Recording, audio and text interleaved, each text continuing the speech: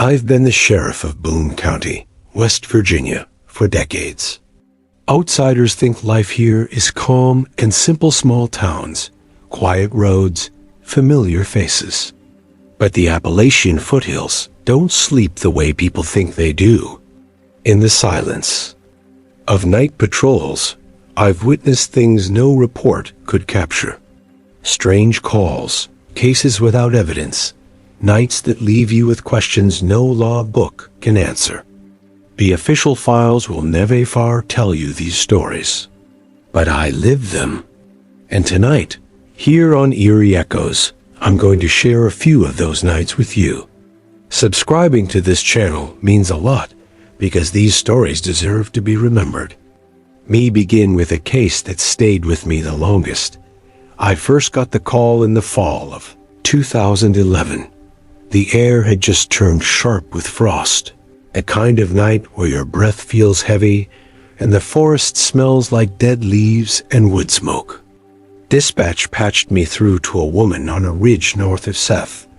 Her voice trembled as she explained that someone had been knocking on her doors and windows every night for the past week.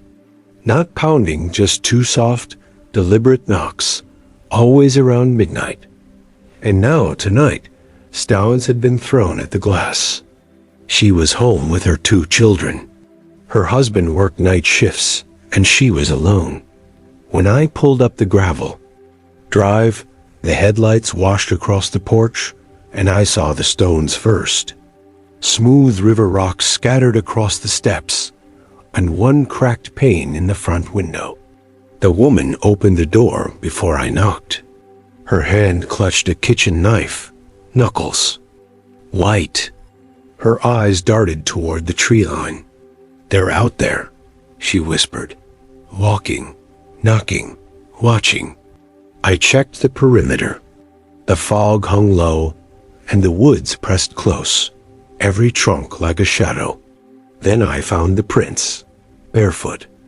Long, spindly toes pressed deep into the mud, too large to be a child's, too strange to be casual. They circled the house once, then twice. They paused at the well, then led up the back steps before disappearing. When I traced them into the yard, they ended abruptly in the grass, as though whatever left them had stopped existing mid-stride. No trail leading away. Just nothing. Then, between the poplars, my beam caught movement. A silhouette stood there tall, narrow, its shoulders too thin, its height wrong. For 2 seconds I could swear it looked right at me. Then it was gone, swallowed by the dark. I raised the radio on my hip, called in my status. The return transmission nearly stopped my heart. It wasn't dispatch. It was me. My own voice from minutes earlier, repeating the same words I had just spoken. The channel hissed, warped, and went dead. Inside, the children were crying, the mother trying to soothe them. I did a full sweep, every room, every closet, the crawl space beneath. All clear. Yet the feeling never left me that I was being circled. MEASURED. I filed my report the way the law required. Unknown prowler. No suspect identified. But I knew better. The calls continued. Same woman, same house, same time of night. 2 knocks at the door. Stones against the glass. Each time. I drove up. I found something new. One night, cairns of stacked stones by the porch, neat and deliberate. Another, barefoot prints not in the yard, but on the porch roof, side by side in the snow, facing the window of the children's bedroom. We installed security lights. They flickered on and off without reason. We tried trail cameras. The batteries drained overnight, the memory cards full of static. One night I killed the headlights early and crept in on foot. The woods were silent, so silent it hurt. And a whistle rose from the dark, low human circling. It matched my own breath. The porch light swayed, though there was no wind. And when I approached the window, there on the glass was the outline of a handprint. 5 long fingers, too long, pressed from the outside. I called for backup. By the time the deputy arrived, the handprint had vanished. The family grew desperate. The mother wanted to move. The children began to speak of the tall man in the trees, though none of them had ever seen his face. Winter deepened. One morning after a fresh snow, I climbed the ridge again. There on the roof I found prints, larger than any I'd seen before, bare feet planted firmly in the frost. They trailed across the shingles to the chimney, then stopped. I stared at those prints until my eyes blurred. The air was still, not a crow or coyote anywhere. Only silence. That was the last night the family stayed in the house. They packed what they could and left Boone County behind. The file remains unsolved, full of testimony and photographs, but nothing that the state would ever call evidence. But I remember, because every time I drive that ridge, I see those barefoot tracks circling the house. And I remember how they ended in the middle of the yard, as though the thing that left them stepped out of the world entirely. Some reports fade after a week. This one never did. And it wasn't the last time a quiet Boone County night turned into something unexplainable. That night at the mountain house wasn't the only time the hills refused to give us peace. There was another case one that started as a simple missing hiker call and became something far stranger. That night at the mountain house wasn't the only time the hills refused to give us peace. There was another case one that started as a simple missing hiker call and became something far stranger. It was the summer of 2009 when I got the first call. A man named Richard Hall, 42 years old, experienced outdoorsman, had failed to return from a weekend trip. He'd hiked every ridge in Boone County, carried topo maps marked up with notes, knew the trails better than half the rescue volunteers. He wasn't the kind of man to get lost. But by Sunday night, his wife was on the line with dispatch, her voice shaking, saying he hadn't come home. A search began the next morning. State police, volunteers, dogs. We found his campsite easily enough, a tent staked neat, sleeping. Bag rolled, fire pit cold. Nothing scattered, no signs of a struggle. His canteen half full, backpack still there. As though he'd simply walked away and intended to come back. But he DIDN single quotes T. By the third day, we widened the grid. That's when a volunteer stumbled on his jacket. It was tangled in laurel brush, sleeve torn, a patch of blood at the cuff. No more than a scratch, but enough to tell us he'd been moving. Fast. After that, nothing. No body, no further trace. We kept searching. Helicopters beat the sky. Dogs strained their leashes. Men called his name until their voices broke. The ridge kept its silence. After 2 weeks, the official search ended. The file stayed open thin, and we went back to the routine calls, but the mountains weren't done. The first report came that fall. A pair of hunters swore they'd heard a man yelling for help near the same trailhead. Over here, they said, clear as day, echoing through the gorge. They searched for hours, found no one. A week later, campers claimed they'd seen a fire. On the ridgeline, just a flicker between the trees. By the time they hiked up, there was no fire, no ashes, no prints. I went up myself after the third report. 2 college kids had called in, saying someone circled their tent, muttering. They'd heard footsteps, felt the nylon press in as though someone leaned close. They ran before I arrived. At dawn, I combed the site.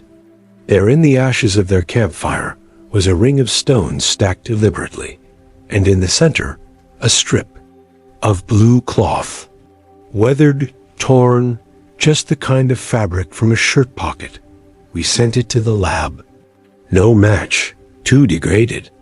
But when I laid it beside Hale's missing person photo, the shirt he wore was pale blue dot, the reports trickled on. Always the same ridge, always the same kind of stories.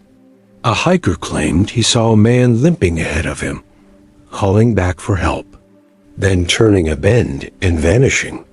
Another swore he found boot prints in the mud, the heel stamped faintly with the letters Holly. Others told of cries echoing off the cliffs. Please help me. The voice always male, always desperate. I tried to rationalize. Echoes, pranksters, misheard sounds. But then came the night I heard it myself. It was February, icy rain falling, my boots slipping on stone. I was halfway up the ridge when it came. Sheriff, over here. The voice was so clear it froze me. No one had called my title. Not out there. My light swept the trees. Nothing but rain and shadows. But the voice came again, closer this time. I moved forward, every muscle tense. Then, silence, just the hiss of rain. And when I bent to check the mud at my feet, I found prints. Bare, elongated, toes splayed wide. They tracked upslope for 20 yards before ending abruptly on rock. I stood there until the cold ate through me, then walked back down in the dark. I didn't put those details in the report. Over the years, the stories stacked like cairns themselves. Some swore Hale had died and his ghost still cried for rescue. Others believed he hadn't died at all, that he'd gone wild, shed his old life, chosen the solitude of the mountain until he became something else, something half remembered by the forest. I can't tell you which is worse. We filed the case as unresolved. The wife moved away. But I know this. The mountains keep what they want. And on quiet nights, when the fog hangs in the hollows, you can still hear it. A man's voice, ragged with despair, calling out through the dark. We searched, we filed, and we walked away with nothing but unanswered echoes. The mountains don't always give back what they take, but it's not only the wilderness that unsettles us.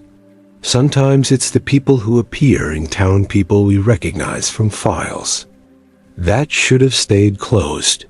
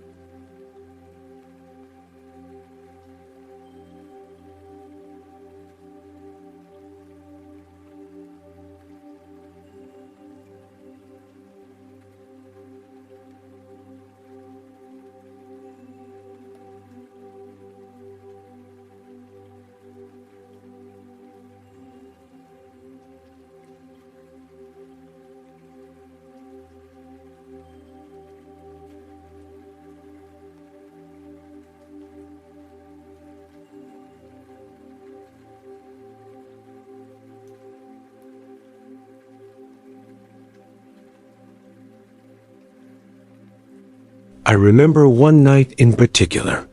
A storm had knocked power out across half the county. Dispatch sent me up to Hollow Ridge because hikers reported screams. I hiked in with my radio crackling and rain soaking through my jacket. At the gate, I crouched down and laid a hand on the steel.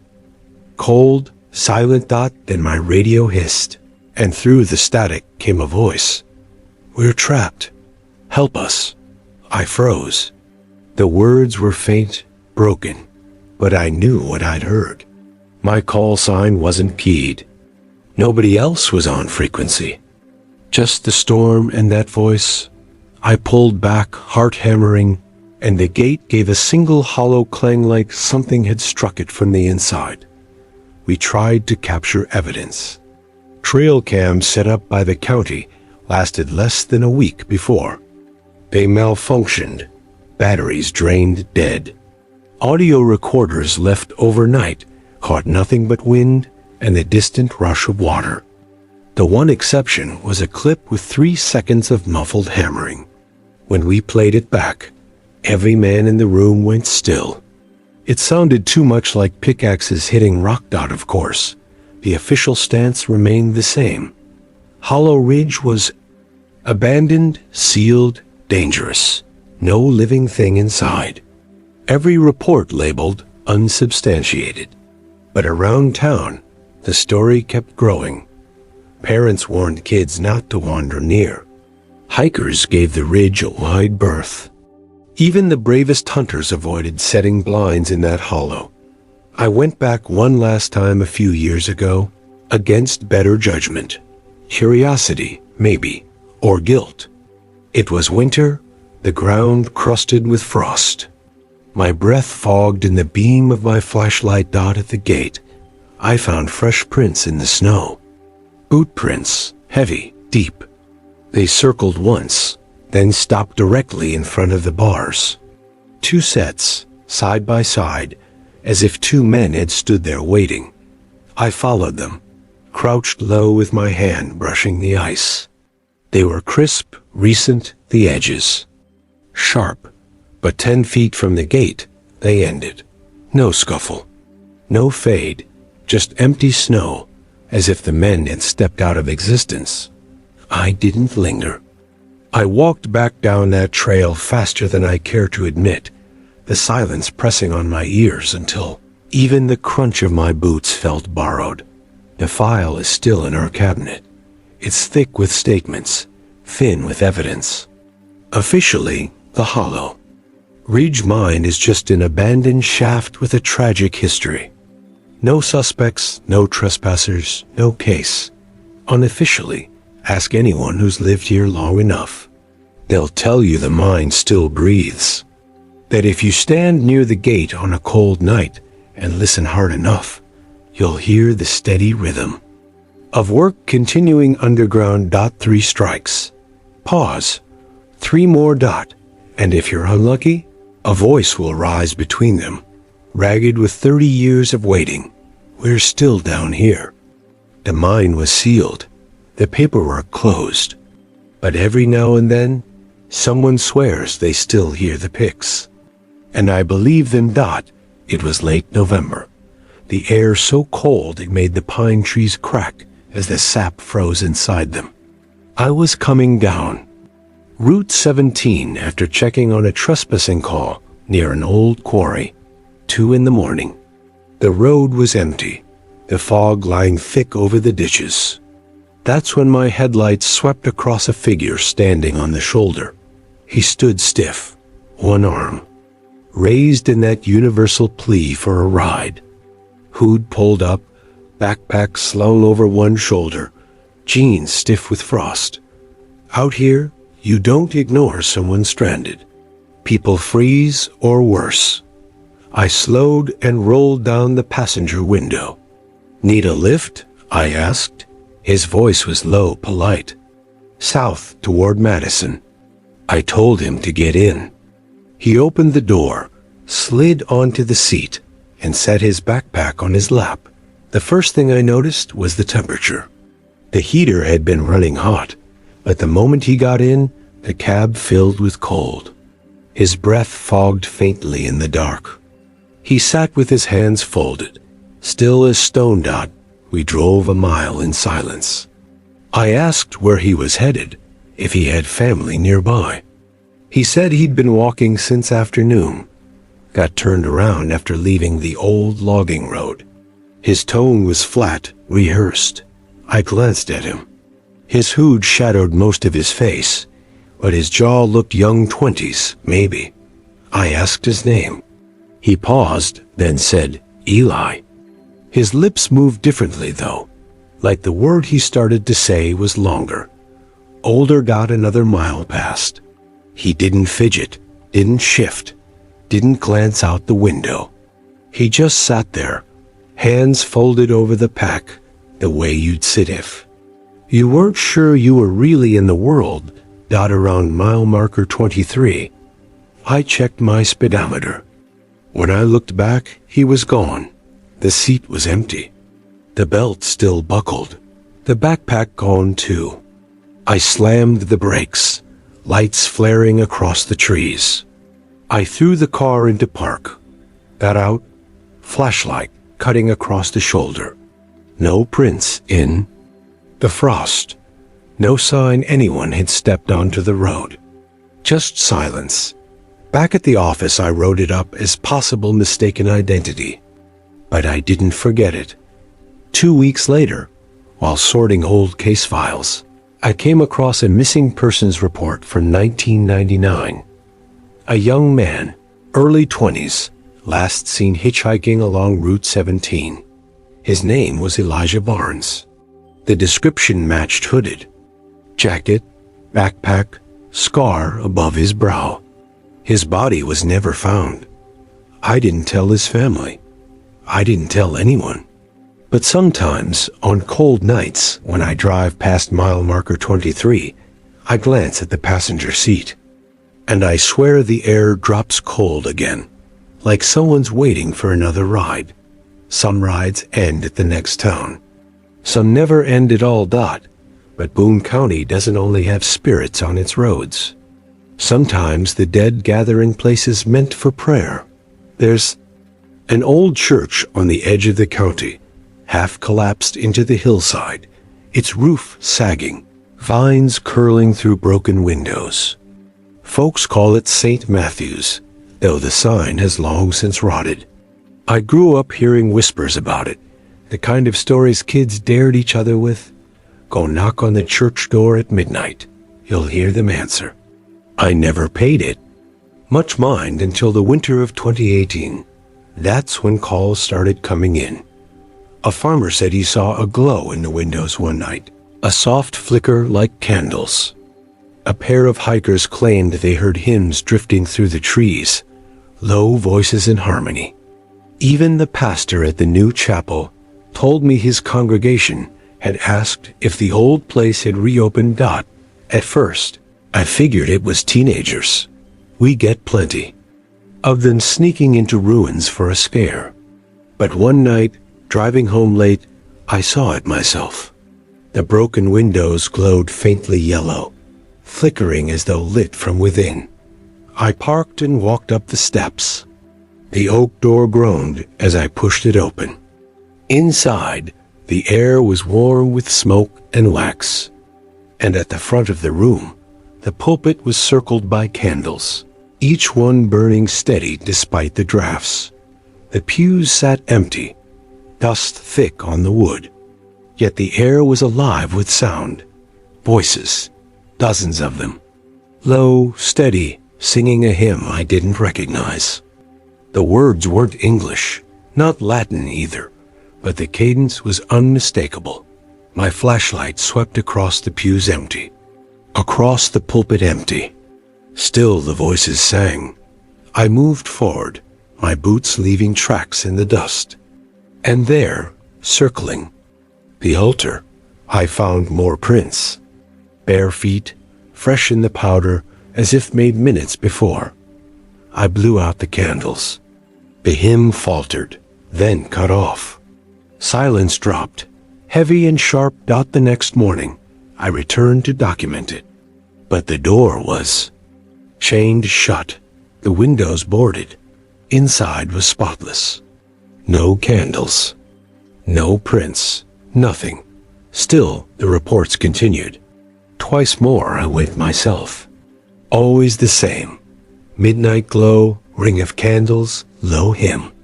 I'd snuff them out, leave, and by morning the place would be sealed and clean, as though no one had entered. In decades, I dug into the archives after that. In a box of county records, I found yellowed articles from the early 1900s. St. Matthew's hadn't been closed for disrepair. It had been shut down because of a sect accused of blasphemous rite ceremonies meant to raise the dead. Several disappearances in the valley were tied to that congregation. Witnesses outside the church reported hearing chants in a strange tongue, melodies not found in any hymnal. I tracked down one of those hymnals. Its pages crumbled in my hands, but when I hummed the tune, my blood froze. It was the same cadence I'd heard echoing inside those walls. I went back one last time, determined to prove something. Midnight again, glow spilling through the windows. Inside, the candles burned brighter than before, the hymn louder, pressing on my chest. I set a recorder on a pew, called out, "This is Sheriff Carter. If anyone's here, step forward." The hymn didn't stop. My light swept the far pews. For a moment, I saw a shadow move, a figure between the rows. When I focused, it was gone. Just dust motes. I snatched the recorder and left. The next day, the tape was blank. 4 hours of static.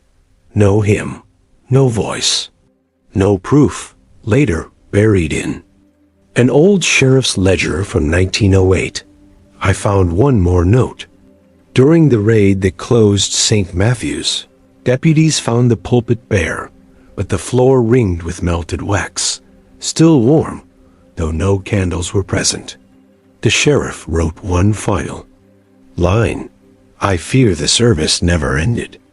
I've stopped going back, not because the calls have stopped, but because I know what I'll find. The glow of candles, the voices waiting to welcome me into a service that never ends. You can call it folklore, you can call it hysteria, but I know what I heard.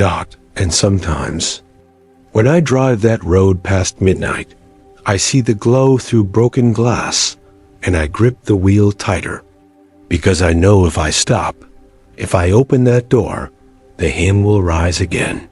Some churches fall silent. This one never did, but the river holds its own stories too, and not all of them are quiet. The Coal River has always been a lifeline here, cold water twisting through the hollows, carrying history in its current.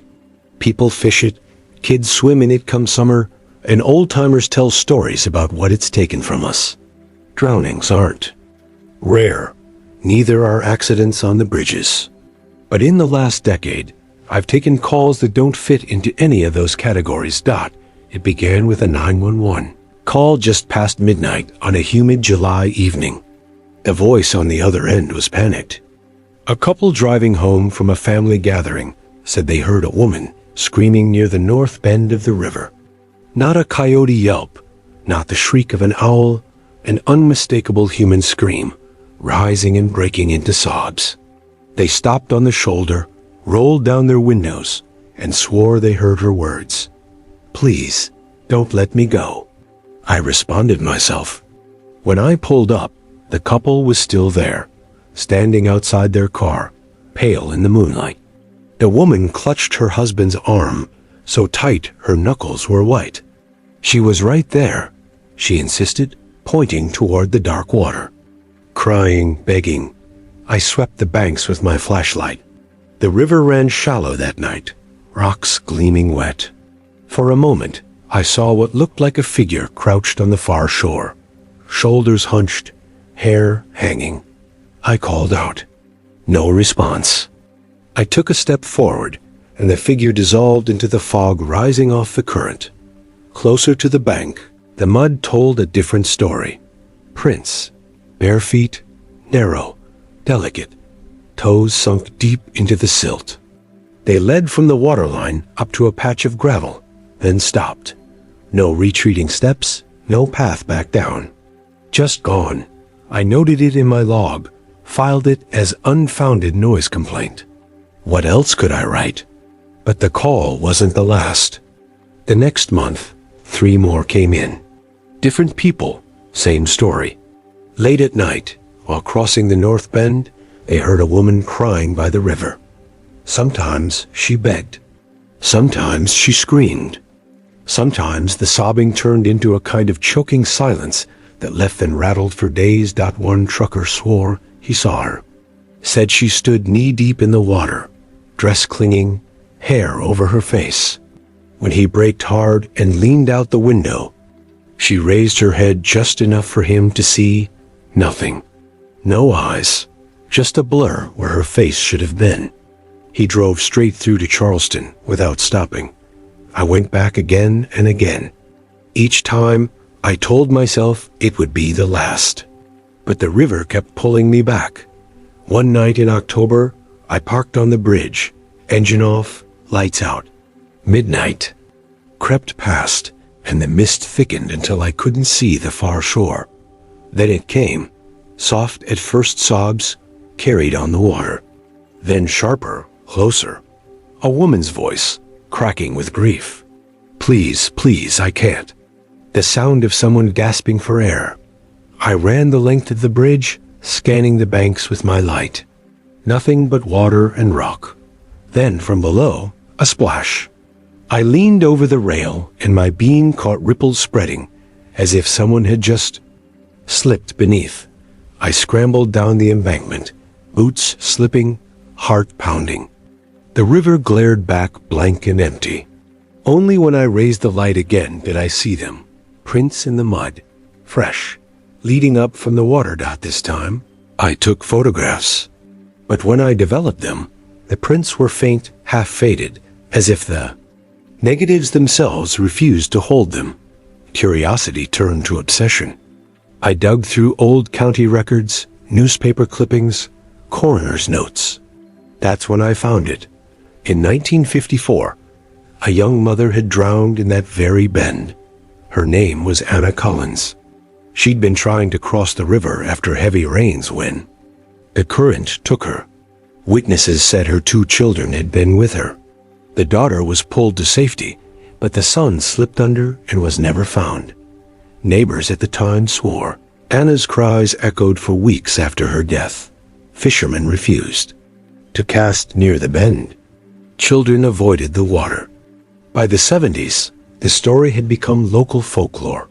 The woman who wept by the river, searching for her lost child. Folklore doesn't usually line up so neatly with case files. But here it did. The next spring, 2 fishermen called me out. Sighed. They heard a woman crying across the water, calling a name they couldn't make out. When I arrived, they were shaking. One swore he saw a shape on the opposite bank, bending down as if to lift the child from the mud. His partner said he saw nothing but fog. That night, I stood on the bank long after they left. Just before dawn, when the sky paled, I heard it again. A sob, low and broken. And in the wet earth beside me, a single bare footprint appeared. I watched it sink as though pressed by an invisible weight. I haven't filed all the details. Not the face without eyes, not the footprint sinking before me. Those things don't hold up in evidence. But I know what I saw. These days, the calls have slowed, but the story lingers. People still drive faster over the North Bend Bridge. Fishermen still avoid casting near the rocks. And when the fog rises thick off the Coal River, locals whisper, Anna's name, some tragedies end. Some never do. The files say, insufficient evidence. But I know better. The river keeps its dead close, and sometimes it lets their grief rise to the surface. Asterisk, you spend enough nights patrolling Boone County. and you get to know which parts of the landscape talk back. There's a one-lane timber bridge out on the North Fork of the Coal River, a patched-over span with weather-gray deck boards and iron trusses that look like ribs when the moon cuts through the trees. Folks call it Pritchard Bridge, though the old state maps don't label it at all, just a thin line drawn across moving water by day. It's nothing more than a worn-out crossing. At night, it has a different set of rules. The first call came from a nurse driving home after a late shift. She swore she heard a woman's voice as she rolled across the bridge, soft, pleading, almost drowned by the sound of her own tires. She pulled into the gravel turnout and sat there with her dome light on, shaking, until I arrived. 2 nights later, a milk truck driver radioed in. Same bridge, same hour. This time, a whisper rising from the floorboards, shaping itself into a single word: help. He nearly jackknifed his rig trying to get off the span, and then came the kids. 2 high school seniors called at 1:10 a.m. breathless. They said the air grew heavy halfway across, and they heard bare footsteps on the planks behind their car. When they turned, nothing was there. You write down enough of those, and you start to see a pattern dot, so I went myself. Midnight, fog in the hollows, river whispering under the beams. I stopped at the Crown, rolled down the window. At first, only silence. Then, soft and deliberate, a woman's sob, carried from somewhere below. Help me. I froze. Then came a second sound, high, bright, cut short. The laugh of a child. I drove off faster than I should have, but the moment stayed with me. Over the next months, the calls stacked up. Fishermen said the river seemed to cry through their waders. A postal carrier swore she saw a child's toy. Rusted tin car roll out from the guardrail and into her path, though nothing was found afterward. One woman said she saw wet footprints spread across the boards, vanishing into nothing. The strangest part? Many of the witnesses didn't know the history of the place. Back in 1987, during a spring flood, a family wagon spun out on those slip planks. The car broke through the railing and dropped into the river. The father survived. His wife and 2 children didn't. The mother's body was recovered downstream. The children were never found. I can't say for certain. That's what we hear out there. But I know this. Too many voices, too many nights, for it to be coincidence. One march, close. To the anniversary, I stood on the bank before dawn. Fog clung thick over the water. That's when I heard it again, only clearer, as though the night itself leaned closer. Don't let go. Then the laugh, sharp and wrong, echoing across the black current. I lowered my light. In the mud at my boots, a single barefoot print appeared, pressed into the earth as though by an invisible heel. I watched it form, watched it sink. What do you do with that? You file what you can. The report reads, insufficient evidence, no further action. The state investigator's words, not mine, but I know what I've heard. I know what others have seen. And if you drive Pritchard Bridge on a foggy night, roll down your window. If the air grows heavy, if the sound rises soft and low, you'll know what the county never put in writing. The bridge keeps its own memories. And sometimes it whispers them back. We closed the file because the paperwork demanded it. But the truth is simple. Some places keep what they are. And this bridge speaks so no one forgets. These 8 cases are only a fraction of what I've witnessed in Boone County. Official files are thin. The evidence rarely holds. But the nights remain vivid. The knocks on glass, the barefoot tracks, the voices in the trees, the hymns in the church, the cries on the river, the whispers on the bridge. Maybe the mountains hold on to their dead. Maybe they bend time and memory until the past walks beside us. Or maybe the land itself remembers what we try to forget. I can't give you answers. All I can do is tell you what I saw, what I heard, and what I'll never forget. This is Sheriff Carter, Boone County. And these are the stories that never made it into the reports. If you want to hear more, subscribe to Eerie Echoes. Because some stories should never be left buried.